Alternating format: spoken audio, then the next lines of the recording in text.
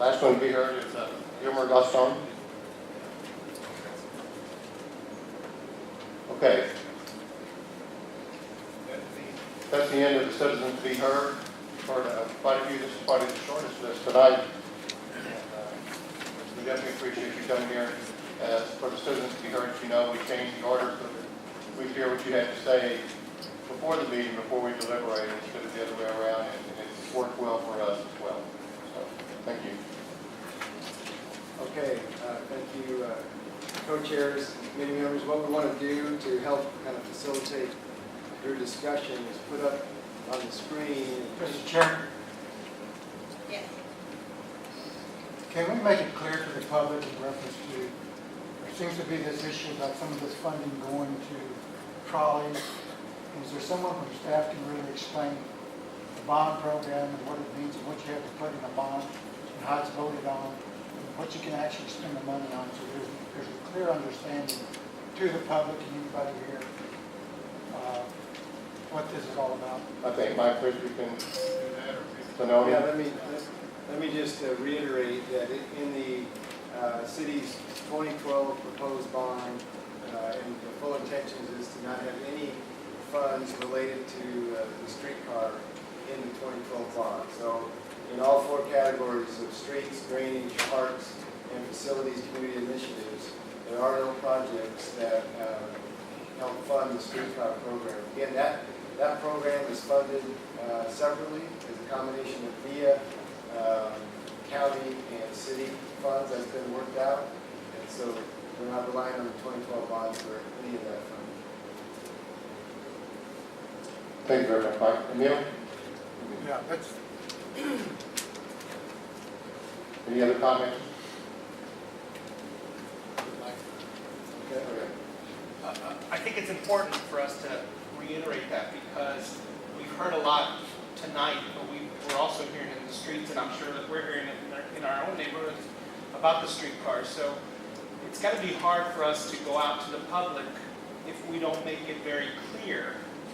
And we're trying to do that tonight, but I think if we could maybe generate a letter from the committee that goes out, or from city staff, to the Express News, to the media and everything else, so that they can get that word out. Because if not, if that misconception is out there, then we're going to have a hard time passing this. Yes, sir. Go ahead.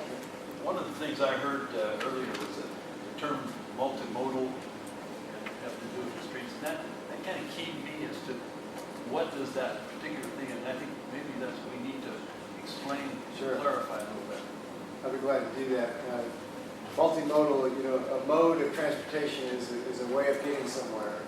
And so there's a lot of different modes. And when we look at downtown, we're going to be looking at pedestrians, that's a mode, bicycles, buses, regular vehicles, and streetcar is going to be downtown. It's been approved. It's planned to be put downtown. But again, when we're looking at the multi-modes of these projects, we're looking at buses, pedestrians, bicycles. That's the multi-modes. Maybe we ought to specify with the exception of, when we start talking about that, because this really needs to be clear to people. I think what we'll do, the city will take that on as a pitch. That we've already done some interviews today relative to that, making it very clear. Obviously, it's a very good point that we need to make it clear to the voters that streetcar is not part of this bond program. Thank you. I was just going to also state, being a resident in District 7 and having to be a primo coming down our corridor along Fredericksburg Road, we're very concerned about how it's going to link into downtown, because those buses will be coming to the West Side Multimodal Center.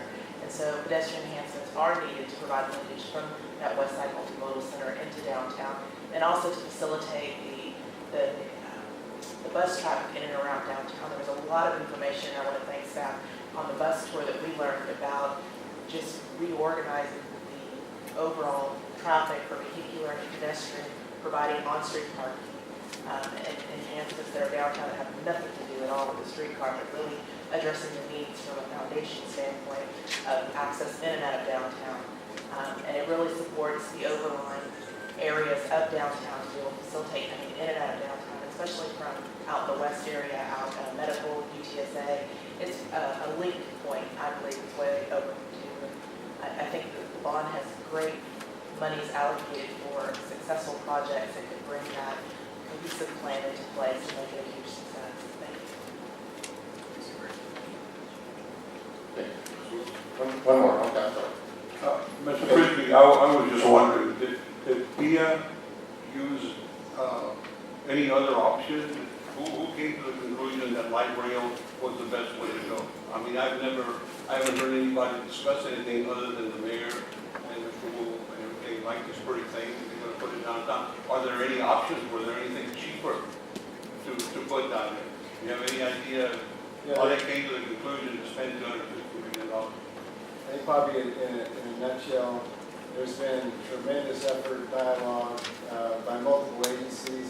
It's really way beyond the scope of what we need to talk about tonight. So I recommend we steer back to the committee purpose here, but we can talk afterwards, or Sophia, I'm sure would be glad to address that as well.